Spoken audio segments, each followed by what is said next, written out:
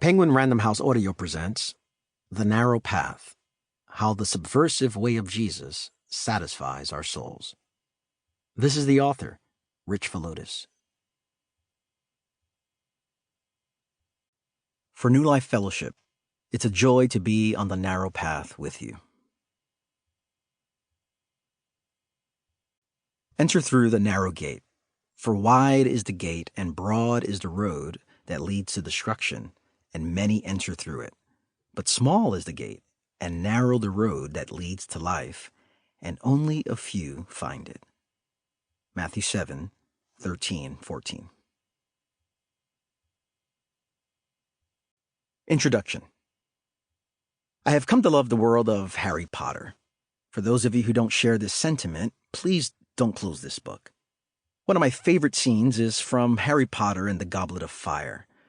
A wizard named Mr. Weasley borrows a tent from a friend named Perkins while attending a larger-than-life sporting event. From the outside, it looks like a regular backyard tent that could fit 2 or 3 people. But Perkins, a fellow wizard, has charmed the tent, making it drastically larger on the inside. When Harry walks with Mr. Weasley's children through the narrow entryway, they find themselves in a 3-room flat with bunk beds, a kitchen, and a bathroom to boot. It's far more spacious than anyone expected. When I think about the teachings of Jesus, especially in the Sermon on the Mount, this charmed tent comes to mind. The path of Jesus is most certainly narrow, as we will come to see, but it has been charmed, so to speak, with the ever-expanding life of God. At first, Jesus' words seem constraining and restrictive, but like with Mr. Weasley's tent, hidden within them is unimaginable power. As we enter, we discover a spaciousness for the soul that is difficult to experience from the outside. Yes, the path is narrow, but as we walk on it, we find ourselves living the kind of life we yearn for, one filled with love, joy, and peace. In our culture, narrow is a negative term. It's used to describe close-minded, stubborn, holier-than-thou people. You've encountered them, yes?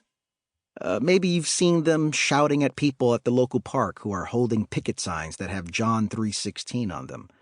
Or maybe the shouting comes in the form of an all-caps Facebook tirade. To be narrow is not something we aspire to.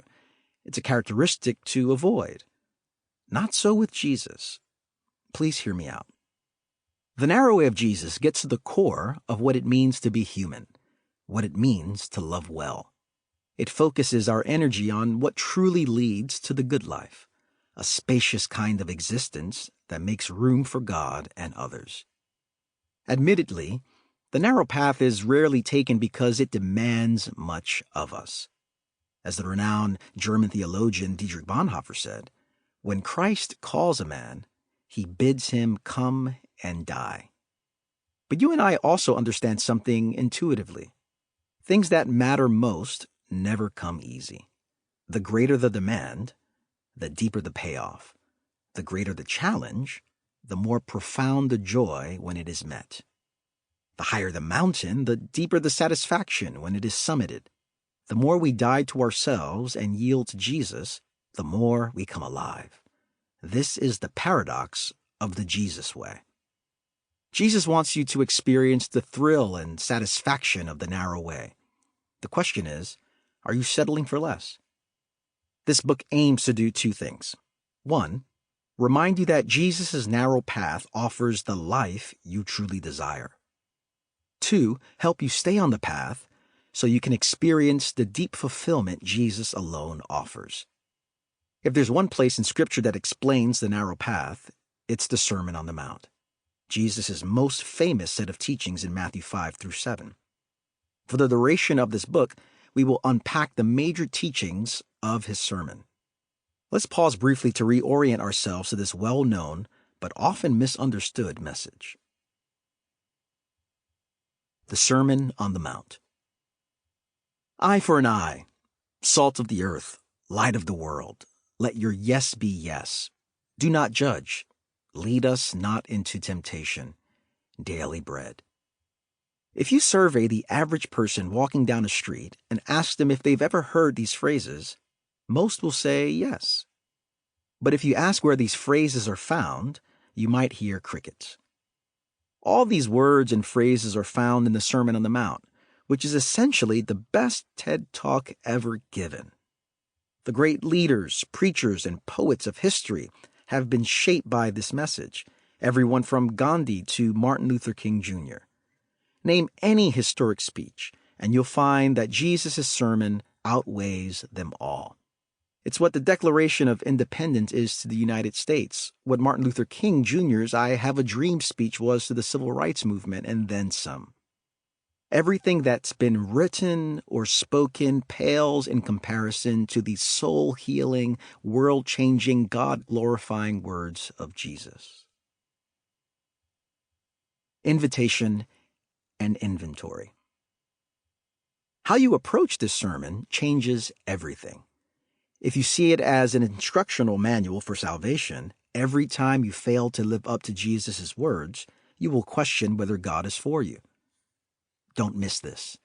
The sermon is not how we achieve salvation, it's how we demonstrate it. Those who have truly been transformed by Jesus resist the cultural norms around them. Thus, this sermon is a litmus test to help us assess whether we are following Jesus or someone else. In this way, the sermon is invitation and inventory. It invites us into a different way of seeing, hearing, and being.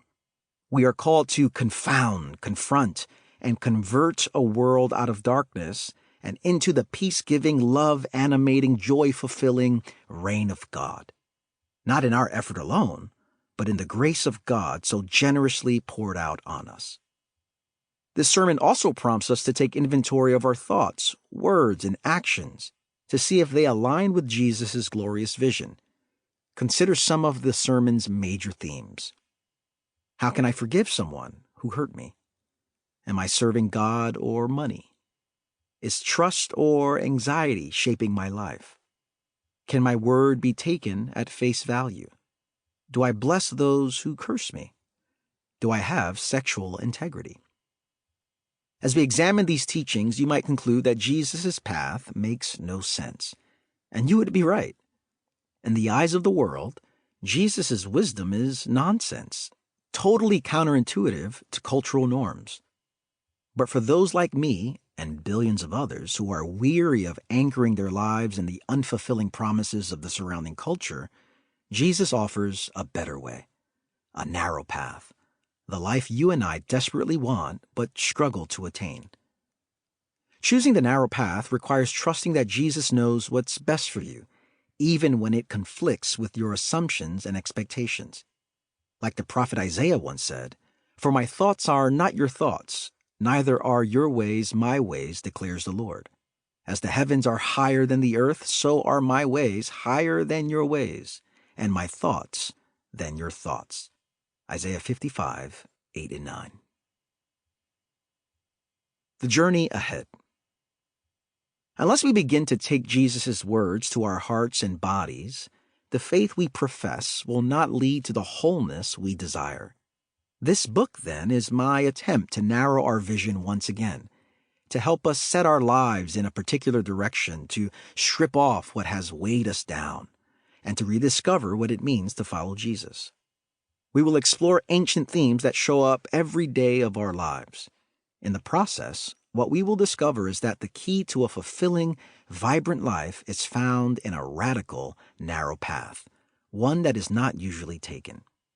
We will discover that as we get on the narrow path, a new kind of spaciousness will be experienced, a spaciousness that can be realized only by stepping into what seems like a confined space. We will also discover how subversive the way of Jesus is. His teachings undermine the prevailing notions of wisdom and power in his first-century context and in ours as well. We will be surprised to learn that what the world prizes, Jesus devalues, and what Jesus applauds, the world rejects. As we pay close attention to his surprising perspectives, we will find ourselves living in a freedom that the world can't give or take away. All right, let's dive into the best message ever preached by the wisest human who ever lived. Sample complete. Ready to continue?